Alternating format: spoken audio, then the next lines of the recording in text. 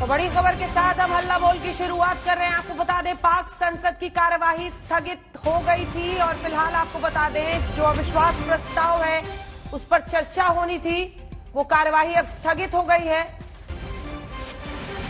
पाक असेंबली की कार्यवाही स्थगित कर दी गई है। आज 4:30 बजे अविश्वास प्रस्ताव पर चर्चा की शुरुआत होनी थी। अब 3 अप्रैल तक ये कार्यवाही स्थगित कर दी गई है। ये बड़ी खबर इस वक्त की हम आपको बता रहे हैं। 3 अप्रैल तक कार्यवाही स्थगित होने का अर्थ ये है कि अब संडे तक उस पर न चर्चा होगी न वोटिंग होगी, यानी 3 अप्रैल तक के लिए कार्यवाही स्थगित होने का मामला ये बनता है कि रविवार तक अब उस पर चर्चा नहीं होगी। इस बीच आपको बता दें, फवाद चौधरी जो कि मंत्री है पाकिस्तान सरकार में, उन्होंने कहा है कि अविश्वास प्रस्ताव का सामना करेंगे इमरान खान और आज रात देश को वो संबोधित करेंगे। पाकिस्तान के मंत्री फवाद चौधरी ने कहा है कि आज रात देश को संबोधित करेंगे। फवाद चौधरी ने नवाज शरीफ पर आरोप लगाया है, सीधा कहा है इमरान के खिलाफ नवाज लंदन में बैठकर साजिश कर रहे हैं, हम जानते हैं इसके पीछे कौन है। फवाद चौधरी ने कहा भारत इजराइल से नवाज के रिश्ते और इन सब के मद्देनजर वो नवाज शरीफ को जिम्मेदार बता रहे हैं, साजिश करता बता रहे हैं इमरान खान के खिलाफ। इमरान खान के खिलाफ अविश्वास प्रस्ताव पर बहस होनी थी, लेकिन ये बहस नहीं हो पाई है और बड़ी खबर इस वक्त की यह है कि 3 अप्रैल तक कार्यवाही स्थगित कर दी गई है पाक संसद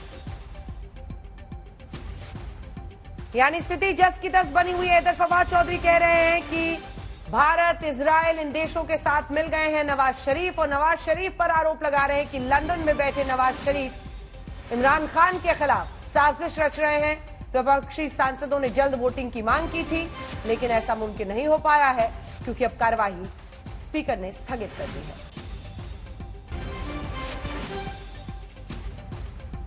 तो पाक संसद की कार्यवाही स्थगित हो गई है। दूसरी बड़ी खबर जो हम आपको बता रहे हैं फवाद चौधरी की है, वो कह रहे हैं, दावा कर रहे हैं कि हम जानते हैं इस साजिश के पीछे कौन है। उन्होंने सीधा नाम लिया है नवाज शरीफ का।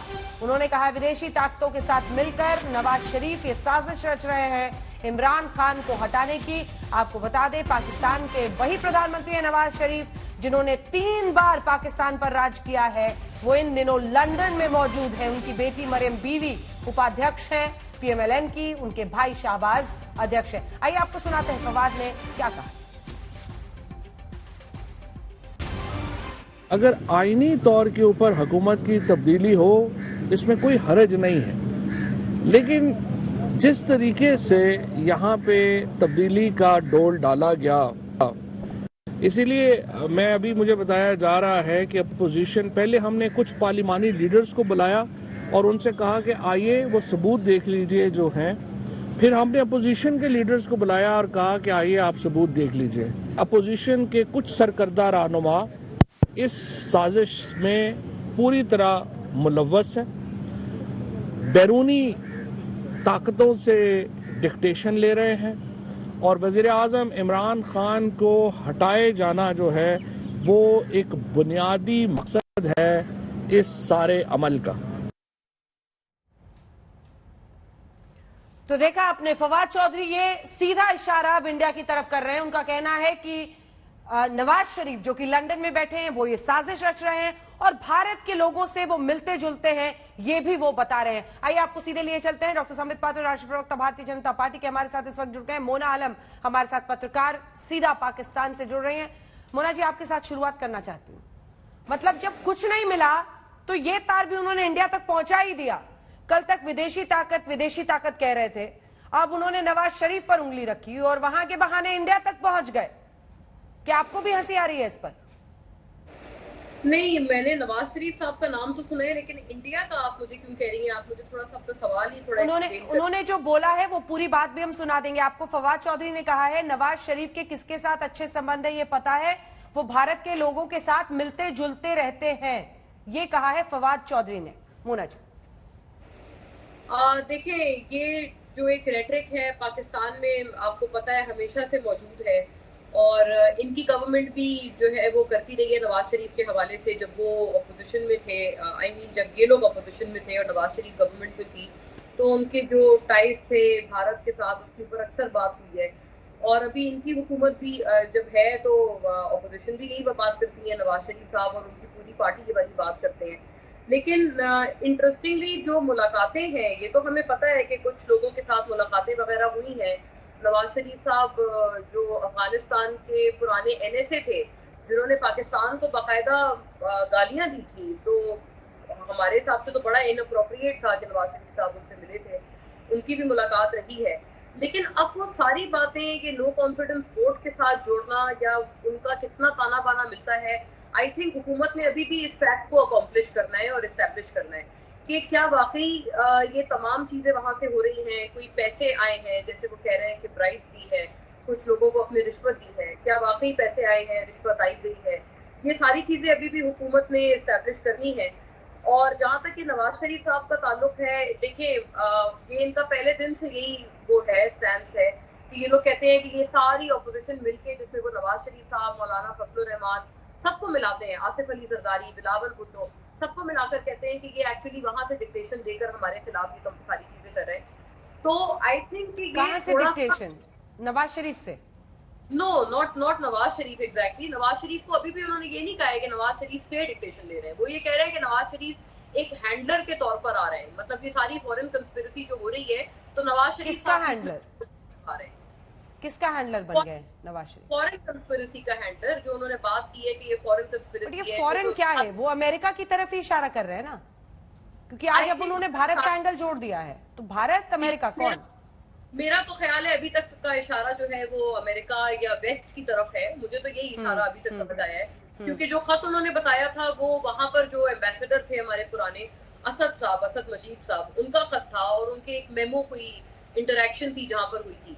और सरप्राइजिंगली ये कि उसके अंदर जो कल लोग मिले हैं और जिनको थोड़ा सा बताया गया है, दिखाया वो किसी को लेटर नहीं है, क्योंकि वो सीक्रेट एक्ट की खिलाफ वर्जी है, तो वो हुकूमत दिखा भी नहीं सकती है। लेकिन उसमें जो बताया है वो ये है कि नो कॉन्फिडेंस वोट का उसमें जिक्र है कि ये जी आने लगी है और अगर ये नाकाम हुई तो पाकिस्तान के लिए बुरे कॉन्सिक्वेंसेज होंगे। तो इस तरह की अगर लेटर में है, क्योंकि मैंने वो लेटर नहीं देखा, लेकिन अगर है, मैं इसलिए एक बहुत केयरफुल स्टेटमेंट कर रही हूँ, तो this is a matter of concern for everybody. बिल्कुल संबित जी, चिट्ठी किसी ने नहीं देखा, वही मेमो हिला हिलाकर बार बार कह रहे हैं कि विदेशी ताकतों की साजिश है। अब आप भारतीय लोग क्या कर रहे हैं? नवाज शरीफ के साथ मिलकर आपने साजिश रच दी, इमरान खान की सरकार गिरा रहे हैं। नहीं, अभी तक तो भारत का नाम लिया नहीं है, मगर दो तीन बात यहाँ साफ है। देखिए अंजना जी, जहाँ तक पाकिस्तान के PM का सवाल है, ये गलतफहमी होती है कि वहाँ का जो प्राइम मिनिस्टर होता है वो इलेक्टेड होता है। वो शुरू से ही सिलेक्टेड रहा है। पाकिस्तान के हमेशा से कहा गया है कि पूरे विश्व में there are countries which own army, but Pakistan में there is an army which owns the country. एक ऐसी आर्मी है जिसका देश है, बाकी पूरे विश्व में देश ऐसे होते हैं जिसके पास अपनी खुद की आर्मी होती है। तो देखिए, जब ये इमरान खान साहब 2018 में प्राइम मिनिस्टर बने थे तो किसके कारण बने थे? इनके पास तो नंबर नहीं था, 155 नंबर था नेशनल असेंबली में। तो बाकी जो ये अलायंस कॉबल अप करने का काम था, ये आर्मी के पास था। आर्मी ने बाकी लोगों को इकट्ठा किया, इमरान खान को ये संख्या दी, तब जाके इमरान खान वो मुखौटा बने जिसको पहन करके आर्मी रूल करती थी। बाद में चल के आर्मी को लगा कि नहीं नहीं नहीं, ये इमरान खान का बहुत हो गया है, अब ये टॉक्सिक हो गया है, इसको हटाना होगा। तो ये जो पूरा प्रपंच है, ये इमरान खान के विरोध में कोई फॉरेन पावर कर रहा है या नहीं, वो आपस में डिस्कशन करे, मगर ये आर्मी तो कर रही है, ये हर कोई जानता है। मगर अंजना जी, आज तो मुझे बड़ा आश्चर्य हुआ, आपने जो ये पूरा रिपोर्ट प्रेजेंट किया आरंभ में, उस रिपोर्ट में चूहा चूहा चूहा चूहा, हर कोई एक दूसरे को चूहा बोल रहा था। इधर वाले बोल रहे थे वो चूहे हैं, ये बोल रहे थे 3 चूहे हैं, मैडम बोल रही थी 1 चूहा है। देखिए, चूहे के 3 गुण हैं। एक बात मैं बता दूं, जहां तक पाकिस्तान की राजनीति का सवाल है, चूहे तो सारे पॉलिटिशियन हैं, बिल्ला केवल उनका आर्मी ही है। बिल्ली केवल आर्मी है, घंटी पहनाने का काम केवल आर्मी करती है, बाकी सारे चूहे हैं। चूहा नंबर 1 का टर्म है इस बार, चूहे नंबर 2 का टर्म है, चूहे नंबर 3 का टर्म है। ये बाकी कौन सा चूहा है ये आपको मोना जी बताएगी। मगर चूहे के 3 गुण होते हैं। चूहे का प्रथम गुण होता है कुतरना, कुतरने में चूहे माहिर होते हैं। तो ये अभी इमरान खान ने भी और इससे पहले जितने भी प्राइम मिनिस्टर रहे हैं, इन्होंने पाकिस्तान की इकोनॉमी को पूरी तरह से कुतर दिया है। आज कोई इकोनॉमी एग्जिस्ट नहीं करती है। दूसरा गुण जो चूहे का होता है वो होता है सुरंग बनाना और निर्यात करना, सुरंग बना के चुपके चुपके काम करना। तो यहाँ जो चूहे हैं पाकिस्तान के, उन्होंने इसी प्रकार सुरंग बना करके जिस प्रकार से भारत और अन्य देशों में आतंक को एक्सपोर्ट किया है, यह भी हमने देखा है, चूहों का ही काम है। तीसरा गुण जो दुर्गुण जो चूहे का होता है, अवगुण, वो होता है प्लेग फैलाना, बीमारी फैलाना। और आज मैं बिल्कुल डंके की चोट पे कह सकता हूं कि पाकिस्तान के जो चूहे हैं उन्होंने पूरे विश्व में आतंक नामक प्लेग को फैलाया है, इसमें कोई दो मत नहीं है। घर में सांप पालोगे तो वही होगा जो आज पाकिस्तान में हो रहा है। मोहम्मद नदीम साहब हमारे साथ जुड़ेंगे, इरशाद अहमद साहब पीएमएलएन के हमारे साथ, अब्दुल समद साहब भी पीटीआई के प्रवक्ता जुड़ेंगे। मैं आपके पास इरशाद अहमद साहब आना चाहती हूँ।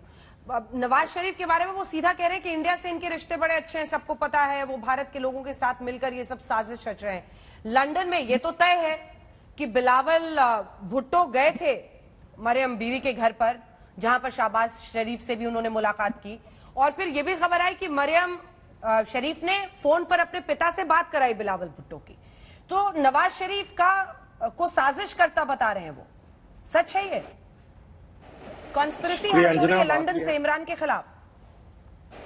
शुक्रिया अंजना। मैं पहले ये कहूंगा, जब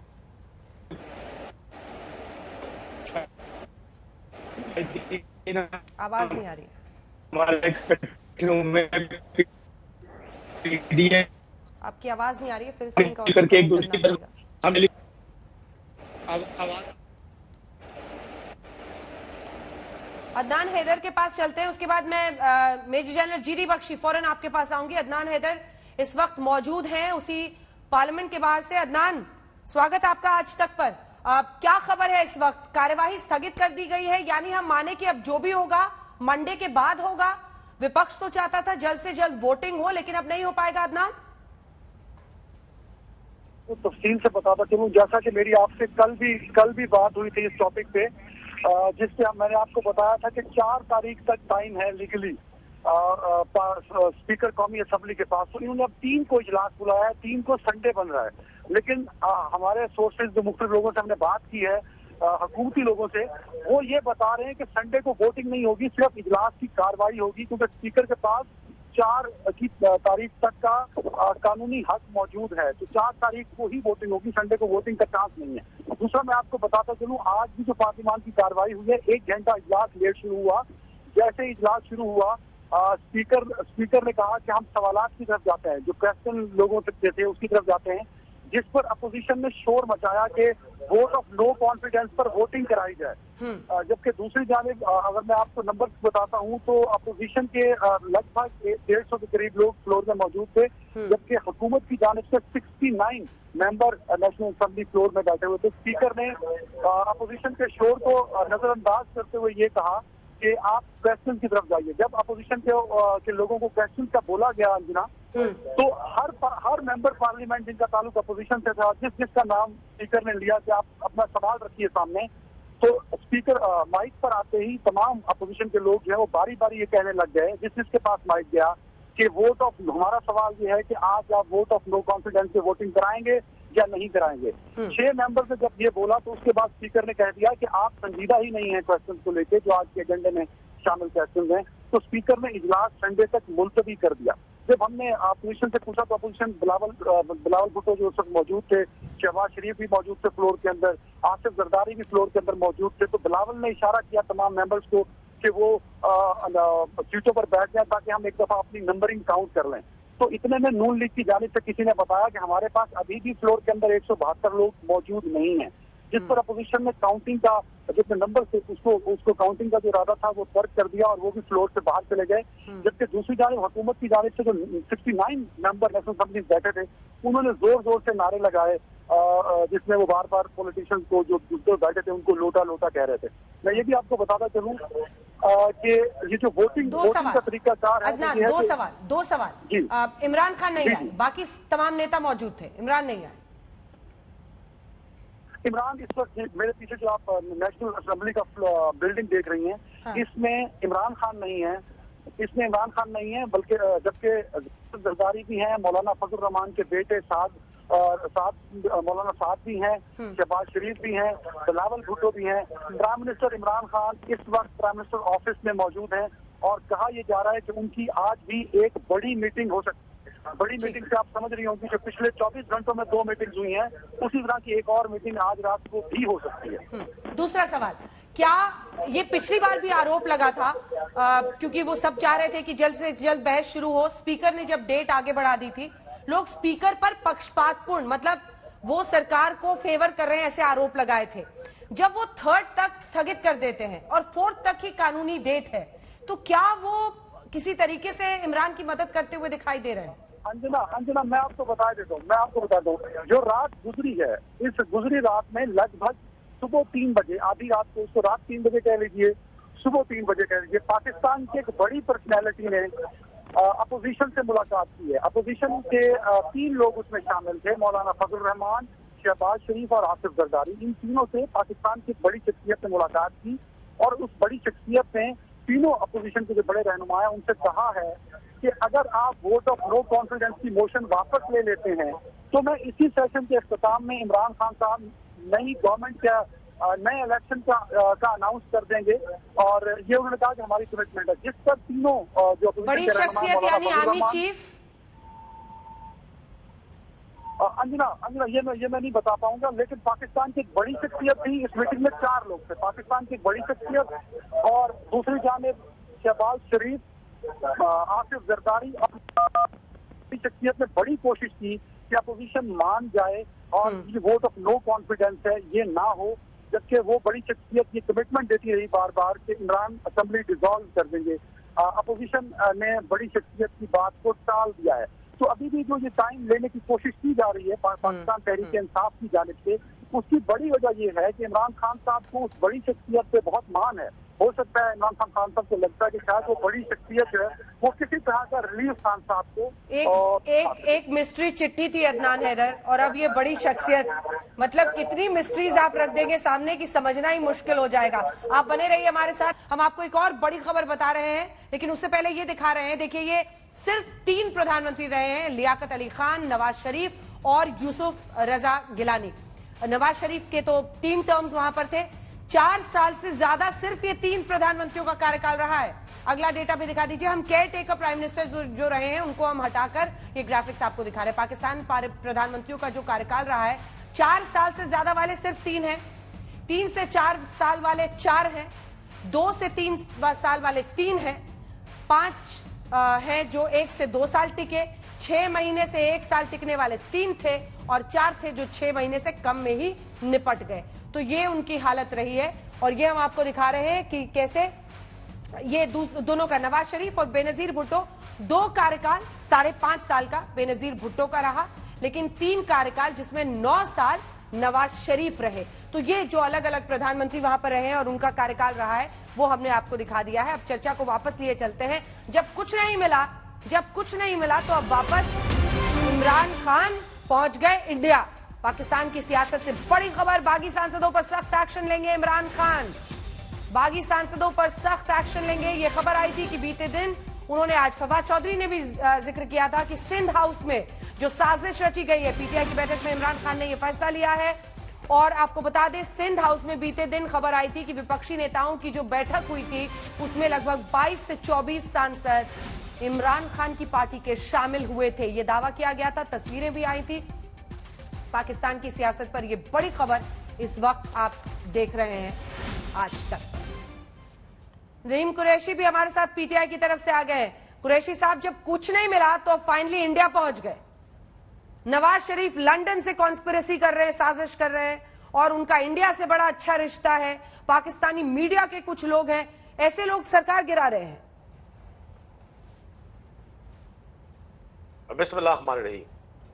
बहुत शुक्रिया, आपने मुझे मौका दिया और आपके सब देखने वालों को अस्सलाम वालेकुम, धन्यवाद। मैं एक आपको अर्ज कर दूं, पाकिस्तान की सियासत में आपका, इंडिया का, आपके थिंक टैंक्स का, आपके मीडिया का इंटरेस्ट पूरी दुनिया देख रही है। पिछले 1 हफ्ते से जिस तरह से आपने पाकिस्तान की पॉलिटिक्स को, पाकिस्तान के इंटरनल मैटर्स को डिस्कस किया, और अमूमन डिस्कस करते हैं आपको कश्मीर का इशू हो तो उस पर आप पाकिस्तान पर अपनी तोपों का रुख तान लेते हैं। अफगानिस्तान इशू था तो उस पर भी आपने पूरी कोशिश की कि पाकिस्तान को मातूब ठहराया जाए, पाकिस्तान को मुजरिम और मुल्जिम ठहराया जाए। तो नवाज शरीफ साहब की जो लंदन यात्रा है, नवाज शरीफ साहब तो इलाज के लिए गए थे, और आपके यहाँ जो मैं देख रहा हूँ जिस तरह से आप पिछले 7-8 रोज से पोर्ट्रे कर रहे हैं, मुझे काफी मौका मिला आपके चैनल्स पे बात करने का। I am honoured. मैंने देखा कि आप पाकिस्तान की पॉलिटिक्स में कुछ लोगों को दानिस्ता प्रमोट कर रहे हैं। तो जाहिर है जब कोई किसी शख्स को प्रमोट कर रहा होता है तो किसको उसकी प्रमोट liking कर रहे उसके हैं? साथ होती है।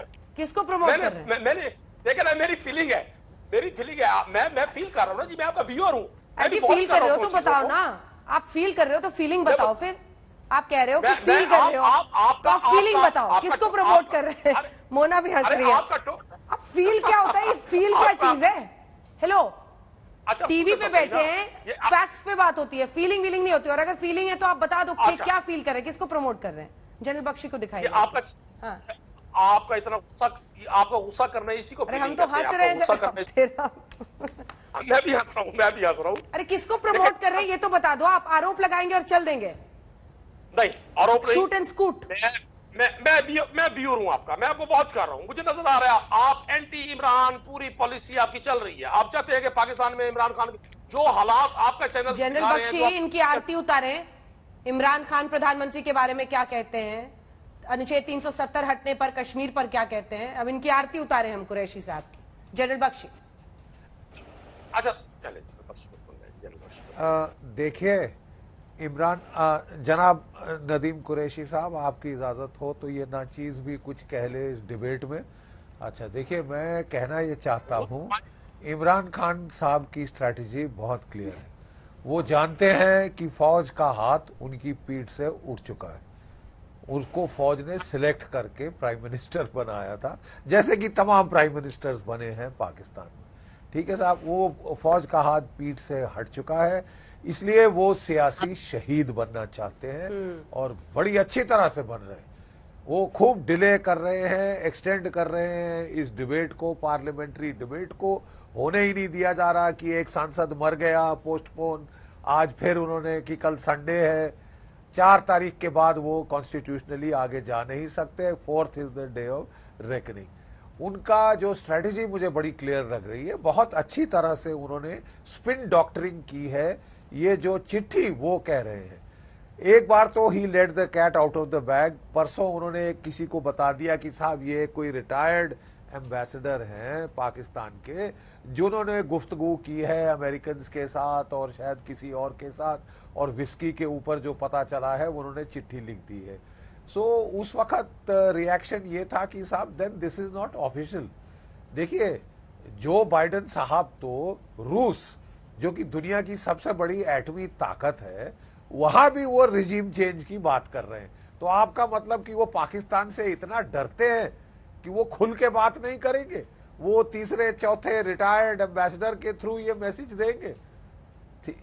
ये थोड़ा आप अपने आप को ज्यादा जरूरत से ज्यादा अहमियत दे रहे हैं। ठीक है साहब, और अब और कुछ नहीं मिला तो ये भी बड़ी क्लेवर चीज है कि भाई हिंदुस्तान का नाम ले आओ और आपकी वाह वाह हो जाएगी। स्ट्रेटेजी अच्छी है, मुझे दाद देनी चाहिए। स्पिन डॉक्टरिंग बहुत अच्छी की गई है और वो चाहते हैं कि वो हाराकिरी करें पूरे आवाम के सामने, मुल्क के सामने, देखो मेरे को मारा गया, देखो मुझे फौज ने कत्ल किया, और अगली इलेक्शन में उनको फायदा होगा। Is good strategy, is good. मुझे अच्छा है कि आप डेमोक्रेटिक प्रिंसिपल्स भारत से सीख रहे हैं, थोड़े बहुत are rubbing off on to you. And अगर आप पाकिस्तान की फौज के ऊपर हावी हो सके, I will personally congratulate you. मैं आपको कंग्रेचुलेट करूंगा, क्योंकि आपकी जो जमहूरियत है उसको सांस नहीं लेने दी है आपकी फौज ने।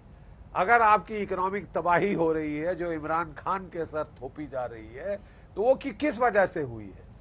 एक तो कोविड तो खैर सारी दुनिया को हुआ ना। आपकी फौज जो है वो भारत के साथ मुकाबला करना चाहती है हर हथियार में।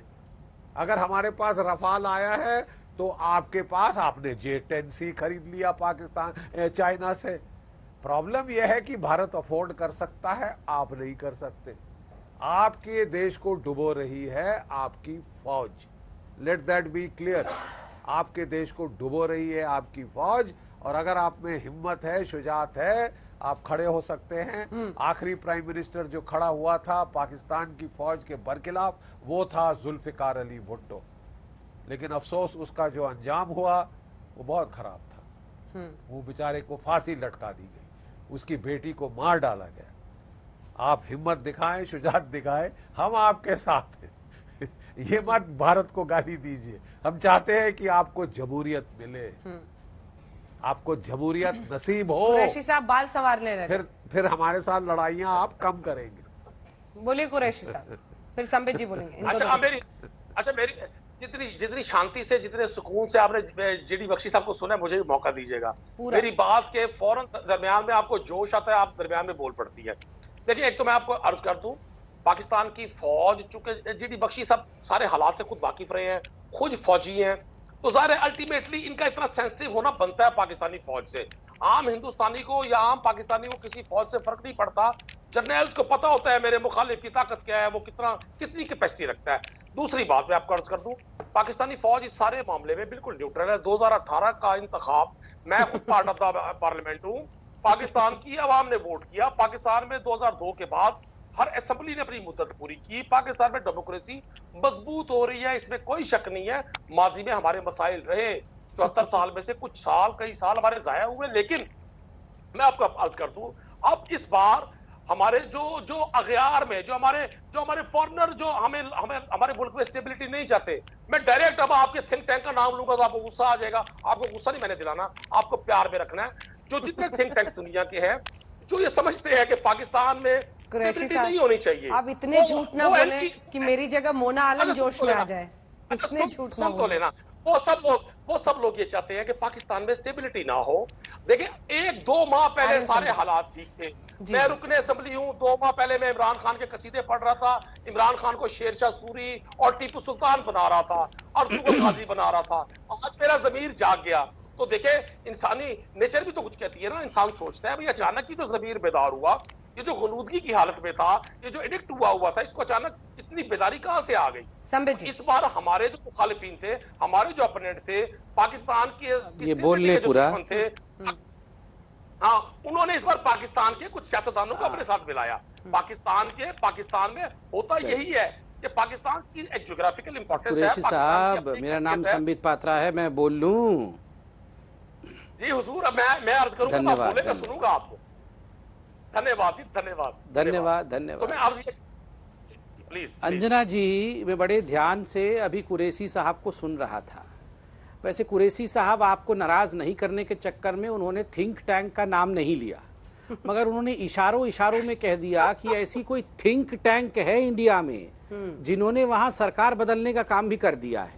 कुरैशी साहब, अगर भारत का थिंक टैंक यहाँ केवल थिंक करके ये नहीं, मैं बोल रहा हूं कुरैशी साहब, अगर भारत का थिंक टैंक भारत में बैठ के थिंक करके केवल अगर आपकी सरकार गिरा सकता है, सोचिए जरा, अगर असली टैंक चल जाएगा तो पाकिस्तान का हाल क्या होगा। इसलिए ये जो आप ना इंडिया के ऊपर पॉइंट स्कोरिंग करने की कोशिश करते हैं, मुझे लगता है आज आपने उत्तर दे दिया है। थिंक टैंक की ये शक्ति है। अगर हमारे विचारों के बाण इतने सख्त हैं तो आप सोच लीजिए असली टैंक कैसा होगा। दूसरी बात है, मुझे अच्छा लगा आपने कहा कि आपकी डेमोक्रेसी होते होते होते मजबूत हो रही है। ऊपर वाला ना करे इतनी मजबूत डेमोक्रेसी किसी की हो। अगर अंजना जी, अगर ये मजबूती है डेमोक्रेसी की तो कमाल है, बताइए ये मजबूती है तो कमजोरी कैसी होगी। तीसरी बात, इन्होंने कहा आर्मी तो न्यूट्रल है। आर्मी ने भी यही कहा था अंजना जी कि हम तो न्यूट्रल है। उसके बाद इनसे पूछिए कुरैशी साहब से, इमरान खान ने खुद अपने भाषण में कहा जानवर न्यूट्रल होते हैं, केवल जानवर, एनिमल्स आर न्यूट्रल। तो ये तो खुद ही मानते हैं कि आर्मी न्यूट्रल नहीं है। खुद ही इमरान, जवाब दीजिएगा। आप जवाब दीजिए, आप जरूर, नहीं जरूर जवाब दीजिएगा। मैं तो सिर्फ इतना कह रहा हूं, क्या यह हकीकत नहीं है क्या कि आर्मी ने कहा था कि हम न्यूट्रल हैं, तो इमरान खान ने कहा केवल जानवर न्यूट्रल होते हैं, अर्थात आर्मी न्यूट्रल नहीं है। और आखिरी बात, ये पूरा विश्व जानता है कि DGISI पे जिस प्रकार की एक झड़प रही है, अंदरूनी झड़प, किसी को इमरान खान चाहते थे, कमर बाजवा किसी को चाहते थे, इस पे जो झड़प रहा है उसका नतीजा, उसका फॉल आउट जिसको अंग्रेजी में कहते हैं, ये फॉल आउट हम देख रहे हैं। नवंबर के महीने में कमर बाजवा जी का एक्सटेंशन होना है। उनको लग रहा है कि अगर ये इमरान खान रहेगा, ये टॉक्सिक हो चुका है, ये हाथ से बाहर जा चुका है, हमारा एक्सटेंशन नहीं होने वाला है। और ये सारा का सारा जो मंजर आज हम देख रहे हैं पाकिस्तान में, इसी का नतीजा है। इरशाद अहमद साहब, मैं आ रही हूँ कुरैशी साहब, आप पानी पी लें, तब तक पानी पी के बोलें, ठीक है, जल्दी से। इरशाद अहमद साहब जी जी, ये जो इस्तीफे पर जोर है, वो कह रहे हैं कि अब देखिए जो पलड़ा है उन्होंने अपनी तरफ भारी कर लिया है, कार्यवाही स्थगित हो गई है, कार्यवाही स्थगित हो गई है 3rd तक, तो क्या माने कि अब 4th को आखिरी दिन वोटिंग होगी, क्या होगा? मतलब आप लोग क्या चाह रहे थे वैसा तो होता हुआ नहीं दिख रहा है। जो हम चाह रहे हैं वो हो चुका है। हम चाहते हैं हुकूमत खत्म करना, वो हो चुकी। अभी ये मेहमान है, दिन गिने जा चुके हैं, 3 से 4 रोज चलेंगे, हॉलीडे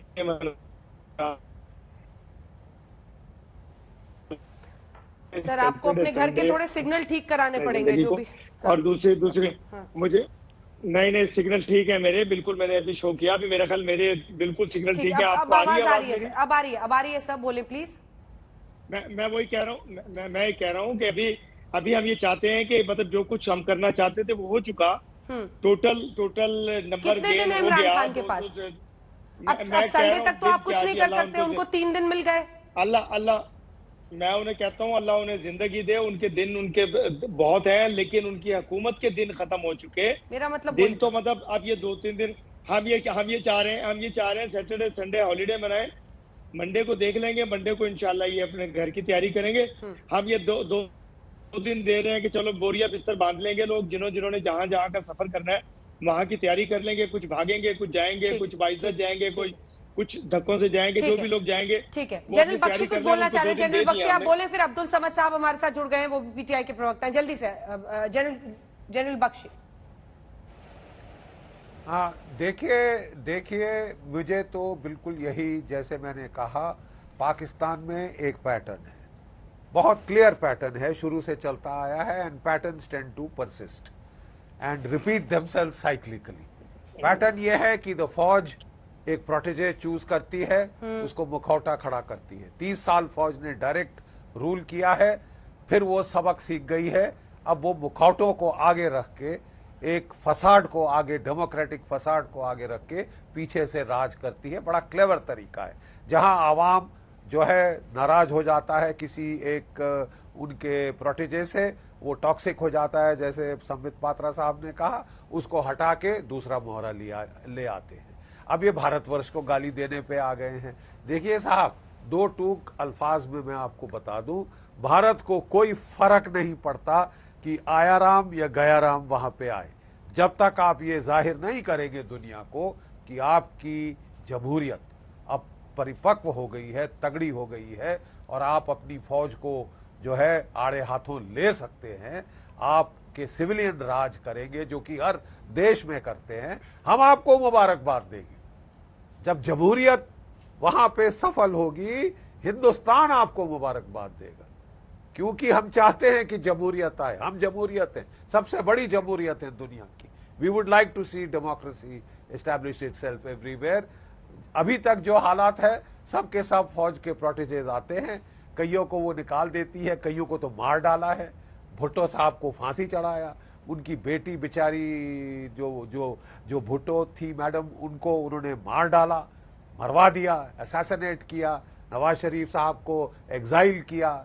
अब क्या हश्र होगा इमरान खान साहब का, ये तो अल्लाह ताला ही जानते हैं, लेकिन 4 तारीख को डेमोक्रेटिकली जब ये एस्टैब्लिश हो जाए, हमें बड़ी खुशी होगी कि ये डेमोक्रेटिक नॉर्म्स पे फ्लोर टेस्ट के जरिए एस्टैब्लिश हुआ है। हम मुबारकबाद आपको देंगे, लेकिन अभी तक तो साहब हाल ये है कि आपका एक चेहरा आए या दूसरा चेहरा आए, जब तक वो मुखौटे से ज्यादा नहीं उभर के आता, यह साउथ एशिया की बस वही चलती रहेगी जो राग हम अलापते रहे हैं। मैं ये अल्लाह ताला से दुआ करूंगा कि आपके देश में जमहूरियत आ जाए। सुन रहे हैं आप, एक हिंदुस्तानी आपको कह रहा है कि जमहूरियत आ जाए। सब चाहते हैं वहां पर डेमोक्रेसी का राज हो, जो है डीप स्टेट की ना चले। और समझ साहब, फवाद चौधरी खड़े होके कह रहे हैं कि नवाज शरीफ लंदन से कह रहे हैं कॉन्स्पिरेसी कर रहे हैं, और इंडिया के साथ रिश्ते अच्छे हैं, घूम फिर के वहीं पहुंचना है आपको। अंजना जी, पहले तो आपने पीटीआई के 2 स्पोक्स पर्सन को बुला लिया, और खाली नदीम कुरैशी साहब काफी थे, वो 2 तलवारें आपने डॉक्टर इरशाद पे लटका दी हैं, वो एक ही तलवार भारी थी उन पे। मैं जी के साथ, मैं मोना जी के साथ मैं साथ दूंगा जो है पॉलिटिकल एनालिस्ट के तौर पे यहाँ पे। ठीक है, समझ साहब बोल रहे हैं काफी हूँ आपको जी समझ। अच्छा, मैं कह रहा हूँ कि मैं पूरा अकेला शेर पूरी पीटीआई को काफी हूँ मैं, आपको मालूम है ये। बिल्कुल साहब की फ्रस्ट्रेशन बता रही है कि हालात जो है ना कुछ ठीक नहीं है। मैं एज अ पॉलिटिकल एनालिस्ट जो है ना कुछ पैतरा निकाल लिया क्या, कुछ ट्रिक लगा लिया है क्या डॉक्टर साहब की तरफ सही बता दीजिए। हाँ, मैं आपको बिल्कुल ऑनेस्ट ओपिनियन दे रहा हूँ कि कब से जो है ना कल रात से मैच फिक्स करने की कोशिश की जा रही है। जैसे ही मैच जो है सुपर ओवर में दाखिल हुआ है, इनकी विकेटें उड़ती हुई नजर आई है, तो अभी जो ये कोशिश कर रहे हैं वो मैच फिक्स करने की कोशिश कर रहे हैं और ये चाह रहे हैं कि इनको जो है ना वे आउट दिया जाए, को फेस सेविंग दी जाए। वो फेस सेविंग मेरा ये ख्याल है कि शायद मोशन जो है वो वोटिंग होने से पहले इनको हम कोई फेस सेविंग दे देंगे, वरना अगर कुछ हुआ तो फिर इनके लिए अगर ये कामयाब भी हो गए तो आने वाला वक्त जो है ये उससे घबरा रहे हैं।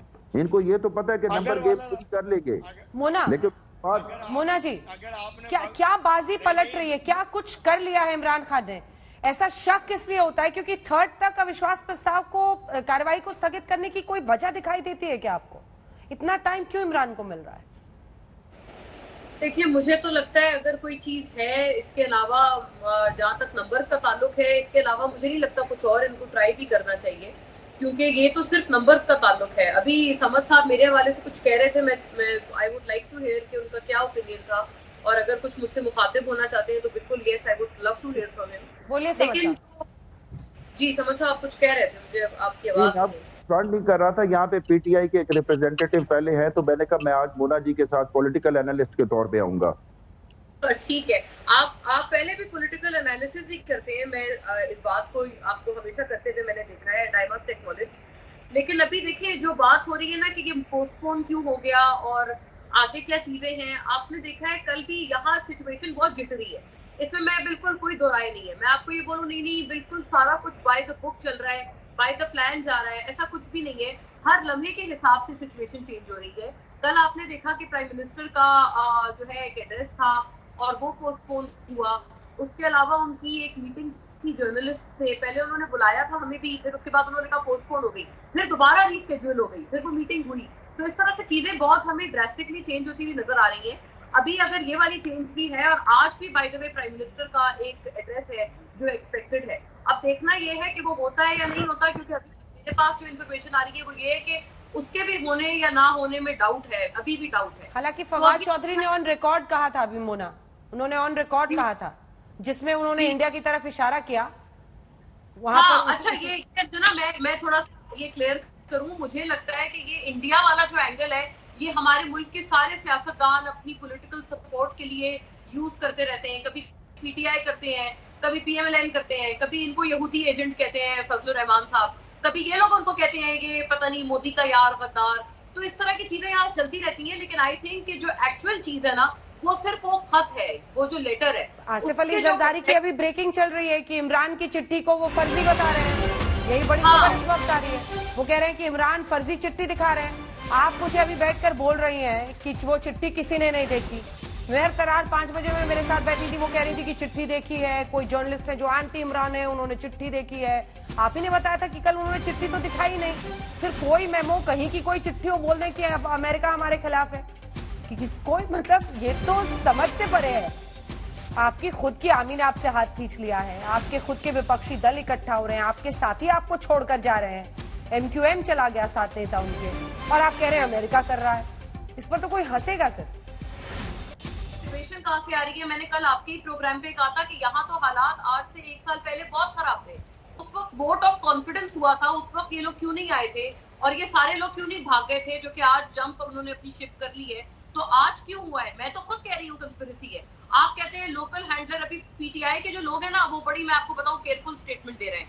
वो कह रहे हैं इंटरनेशनल साजिश तो है लेकिन इनके लोकल हैंडलर सिर्फ ये पॉलिटिशियंस हैं, ऑपोजिशन वाले हैं, इसके अलावा कोई लोकल हैंडलर नहीं है। तो ये इस बारे में बड़ा केयरफुल स्टेटमेंट दे रहे हैं। मैं आपको ओपनली, मेरा ये ख्याल ये है कि जो भी इंटरनेशनल साजिश हो या लोकल साजिश हो, साजिश ही होती है और उसको यहाँ पर जो लोग होते हैं ना ऑन द फुट, वही लोग एग्जीक्यूट करते हैं। ये सारे लोग साल भर पहले कहाँ थे जब गवर्नेंस के वाकई आज से कई ज्यादा बुरे हालात थे और बुरी प्रॉब्लम्स थी। ये तो अपोजिशन वाले तो 3 साल से हमें कह रहे हैं कि हम नो कॉन्फिडेंस ला रहे हैं, असेंबली से इस्तीफा दे रहे हैं। अब ये लोग तो इकट्ठे हो गए, बल्कि अपोजिशन के पलड़े में, उनकी झोली में हुकूमत के लोग भी टूट टूट के गिर रहे हैं। तो ये कैसे ये जादू हो रहा है, ये क्या करामात हो रही है, ये जाहिर है सोचने वाली बात है।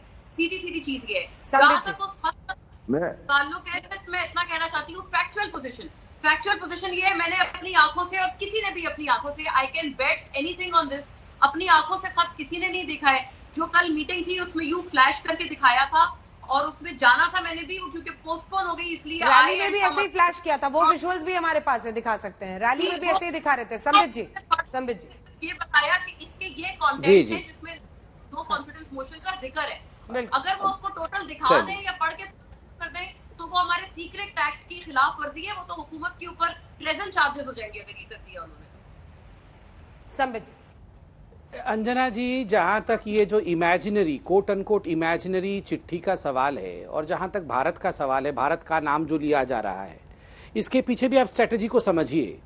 इमरान खान ने, जैसे कि अभी कहा गया, कि बहुत ही स्ट्रेटेजिकली शहीद किस प्रकार से मैं हो जाऊं, पॉलिटिकल शहीद किस प्रकार हो जाऊं, इसकी पूरी की पूरी रचना की हुई है।